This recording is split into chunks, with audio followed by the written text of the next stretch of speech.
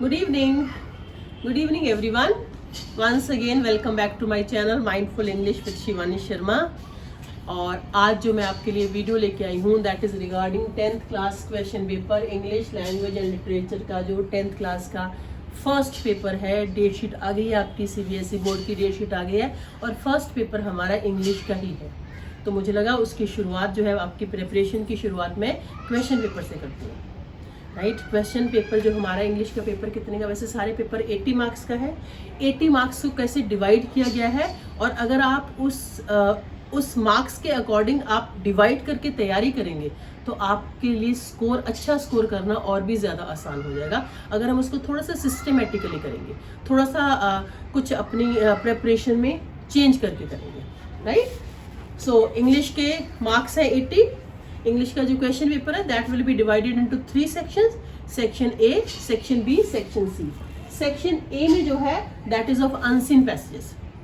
Section A के unseen passage होंगे, 2 unseen passage होंगे, 10 मार्क्स का होगा. So that means each unseen passage will carry 10 marks. Right, first unseen passage होगा discursive passage. Right, and second होगा case based passage. और जो मुझे लगता है कि आपको किस तरह से तैयारी करनी चाहिए उस चीज़ को जो अनसीन पैसेज की प्रैक्टिस ज़रूर करनी चाहिए. और प्रैक्टिस करने के साथ क्या होगा, आपकी वोकैबुलरी जो है वो हाई हो जाएगी, अच्छी हो जाएगी, आप उसको अनसीन पैसेज को समझ पाओगे. तो जब हम discursive passage, case based passage करेंगे उसमें कैसे क्वेश्चन आंसर्स पूछे जाएंगे. सिंपल क्वेश्चन आंसर्स नहीं पूछे जाएंगे. ऐसा नहीं होगा कि आपने पैसेज पढ़ा और क्वेश्चन आंसर दे दिए. थोड़ी सी आपको इसकी सिंसियरली अपनी तैयारी करनी पड़ेगी. आपके एमसीक्यू होगा, ऑब्जेक्टिव टाइप क्वेश्चंस होंगे, लेकिन ऑब्जेक्टिव टाइप क्वेश्चंस क्या होंगे, दैट विल बी रिगार्डिंग आपको असेस करने के लिए कैसे इन्फ्रेंस होगा, एनालिसिस होगा, इंटरप्रिटेशन होगा, इवैल्यूएशन होगा और वोकैबुलरी बेस्ड होगा. So that means unseen passage को पूरा अच्छे से सॉल्व अटेम्प्ट करने के लिए आपको इन सब चीज़ों की नॉलेज होना ज़रूरी है. इसीलिए आपने हर चीज़ के लिए डिक्शनरी का यूज़ करना. अभी भी ऑलमोस्ट 2 महीने हैं. राइट, 2 नहीं तो 1.5, I mean it is more than 1 month. तो आप बहुत अच्छे से अपनी तैयारी कर सकते हैं.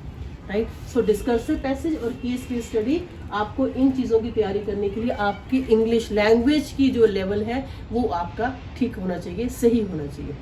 ठीक है, और ये नहीं सोचना है कि अनसीन पैसेज कहीं से भी आ जाएगा तो हम उसकी तैयारी नहीं करेंगे. Right, this is unseen section A और this is of 20 marks. 10 marks का एक आएगा, 10 मार्क्स का एक आएगा. सेक्शन जो बी है वो आपका ग्रामर का है. ग्रामर आपके मोडाल्स, टेंसेस, रिपोर्टेड स्पीच, सारे इसके बेस पे जो क्वेश्चंस आएंगे. ठीक है, और वो होंगे आपके 10 मार्क्स के. जो इनकी ग्रामर है जो 10, लेकिन ग्रामर बेशक 10 मार्क्स की है, लेकिन जब तक हमारी ग्रामर अच्छी नहीं होगी तो हमारे लिए ये जो अपनी बाकी का जो पार्ट पेपर का है वो करना आसान नहीं होगा. ठीक है, आपकी ग्रामर 10 मार्क्स की है. And next is creative writing skills. Creative writing skills भी आपकी 10 मार्क्स की है.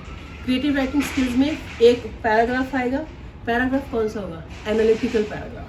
सिंपल पैराग्राफ नहीं होगा अब कि आपने right a paragraph on population explosion, right a paragraph on global warming, है ना, या फिर right a paragraph on unemployment. ऐसे टॉपिक्स नहीं आएंगे आपके लिए. आपको एनालिटिकल पैराग्राफ करना होगा. एनालिटिकल मीन्स एनालिसिस करना होगा, एनालिसिस करना होगा. आपको कोई मैप दिया हो सकता है, आपको कोई चार्ट दिया हो सकता है, आपको कोई पाई चार्ट दिया हो सकता है, कुछ भी डेटा हो सकता है. उस डेटा के बेस के आपको पूरे रीजंस और लॉजिक्स लेके उसको आपने एनालिटिकल पैराग्राफ लिखना होगा. That will B of 5 marks और 100 to 120 वर्ड्स.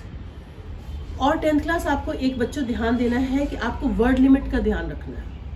वर्ड लिमिट की आपकी उतनी ही लिखना जितनी पूछी गई है. ये नहीं कि आपको 120 लिखा तो आप पूरा पेज लिख दें कि कुछ तो मार्क्स मिलेंगे ना. So don't do that. ठीक है, बहुत सेंसिबली, बहुत वाइजली तैयारी करिए अपनी. ठीक है, नेक्स्ट आपका जो क्रिएटिव राइटिंग स्किल्स का होगा, एक जो फॉर्मल लेटर होगा. फॉर्मल लेटर आपका लेटर टू द एडिटर भी हो सकता है, इंक्वायरी भी हो सकता है, कंप्लेन भी हो सकता है, ऑर्डर भी हो सकता है. तो आपको लेटर में आपको उसका फॉर्मेट क्या होगा वो आपको ध्यान से करना है.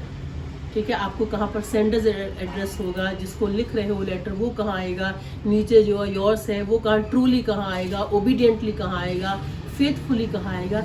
इन चीज़ों का ध्यान रखना है. एक्चुअली कई बार क्या होता है कि हम ये कह देते हैं कि कुछ भी लिखाना, छोड़ के मत आना क्वेश्चन.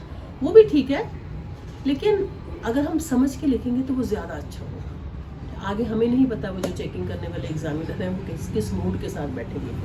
मूड के साथ इन द सेंस मूड के साथ तो नहीं चेकिंग होती है, लेकिन बिल्कुल नॉनसेंस नॉनसेंस नहीं, अनवांटेड मटेरियल हमने वहाँ पे मैटर नहीं लिखना है। So this was section A and section B, यानी कि हमारे कितने मार्क्स हो गए 20, 30, 40। तो सेक्शन ए और बी जो हमारा है वो दैट इज ऑफ 40 मार्क्स। अब हमारे 40 मार्क्स बचे हैं। 40 मार्क्स में हमारा सेक्शन सी आएगा।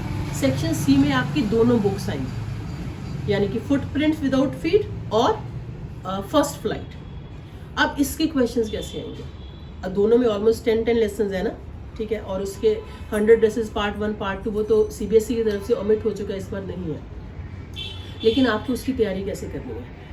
जो मैं बताती हूँ स्टूडेंट्स को, मैं तो ये कहती हूँ सबसे पहले अपनी पोइट्री तैयार कर लीजिए। किस लिए? कम से कम आपके पोइट्री के मार्क्स जो है वो आपको मतलब वो आपकी एक तरह से कंफर्म हो जाए, पक्के हो जाए कि हाँ ये वाले मार्क्स तो हमारे आ जाएंगे, हमने इतना पोर्शन हमने तैयार कर दिया। तो दैट इज़ अनदर मैटर। यहाँ आवाज़ आती रहती है ट्रेन की। तो आपको उसमें क्या करना है? आपको सबसे पहले आरटीसी की रेफरेंस टू कॉन्टेक्स्ट आएगा। रेफरेंस टू कॉन्टेक्स्ट किसका आएगा? 10 मार्क्स होंगे उसके। 5 मार्क्स का आपका प्रोज का होगा, फर्स्ट फ्लाइट में से होगा, ठीक है, या फिर ड्रामा का जो लास्ट ड्रामा है द प्रपोजल है उसमें से हो सकता है, या फिर किसी लेसन में से हो सकता है। और 5 मार्क्स आपका पोइट्री में से आएगा, किसी भी पोम का आएगा। तो आपको नेम ऑफ द पोइट भी अच्छे से याद रखना है। सो दैट मीन्स 5 + 5 10। अब बाकी हमारे पास बचे मार्क्स कितने बचे? कितने थे? 20 + 20 40 + 10 50 130। और 30 मार्क्स के आपके क्वेश्चन आंसर्स आएंगे। 30 मार्क्स में क्वेश्चन आएंगे आपके 40 to 50। आपकी जो वर्ड लिमिट है उसके आपको 2 क्वेश्चंस करने होंगे फुटप्रिंट्स विदाउट फीट में से। जो हमारी बुक है ना फुटप्रिंट्स विदाउट फीट, उसमें से हमें 2 क्वेश्चंस करने होंगे 40 to 50 वर्ड्स के, वो 6 मार्क्स के। और फर्स्ट फ्लाइट में आपको 5 क्वेश्चन में से 4 करने होंगे। So that means you will have to do 4 out of 5 questions and 2 out of 3 questions. That is of 6 marks and those are 12 marks. और आपके 2 क्वेश्चन आएंगे आपके 6 मार्क्स के लॉन्ग आंसर्स। तो इसमें आपको ध्यान देने की क्या चीज़ है? आपको क्वेश्चन के अकॉर्डिंग आंसर देना है। एक्चुअली कई बार क्या होते हैं, जैसे फॉर एग्जांपल जो क्वेश्चन में पूछा गया है हमने उसी का जवाब देना है। ये नहीं है कि अगर हमसे किसी ने भोली का, जैसे हमने क्वेश्चन में भोली नाम पढ़ा तो we will start writing story about Bholi. So what is being asked in that question? What is being asked about Bholi? It can be about the transformation of Bholi's life. It can be about her childhood. It can be about the attitude of her parents. It can be about that character of Vishambara. ठीक है? तो उसकी life पे change कैसे आया? Who played a part, important part in her life? वो हमें उसी के अकॉर्डिंग लिखना है। हमने टाइटल को जस्टिफाई कैसे करना अगर टाइटल का क्वेश्चन आया है, और क्वेश्चन में रिएक्शन पूछा गया है, टाइटल पूछा गया है, आपकी अपने व्यूज़ पूछे गए हैं, आपका अपना ओपिनियन पूछा गया है, या फिर टेक्स्ट के बेस पर पूछा गया है, तो आपको उसके अकॉर्डिंग आंसर्स देंगे। तो अगर आप इस तरह से करेंगे कि अगर आपने अनसिन पैसेज की प्रैक्टिस कर ली तो आपके कितने मार्क्स तैयार हो गए हैं? एनालिटिकल पैराग्राफ कर लिया है, आपका फॉर्मल लेटर की आपको पता है कैसे फॉर्मेट लिखना है, तो मुझे लगता है मार्क्स लेना बड़ी आसान सी चीज़ है। ऐसी कोई बहुत मुश्किल बात नहीं है, बस हमें ज़रूरत है तो थोड़ा सा ध्यान देने की। और इसके बाद जो मैं वीडियोस अपलोड करूँगी दैट विल बी मतलब स्पेशली मुझे आपकी एग्जामिनेशन पॉइंट ऑफ व्यू से करने वाली हूँ। ये मुझे आज मैंने एक इंट्रोडक्टरी वीडियो बनानी थी, तो मुझे आपको बता दूं कि जो क्वेश्चन पेपर आपका section A, section B, section C, how you can prepare those sections differently, separately, या फिर उसको इकट्ठे, ठीक है। और अनसिन पैसेज की प्रैक्टिस करना मत भूलिएगा, वो आपको करनी है, राइट। And use dictionary. अब जो है एक सेल्फ लर्निंग के ऊपर थोड़ा सा फोकस करिए। So thank you so much, take care, bye bye.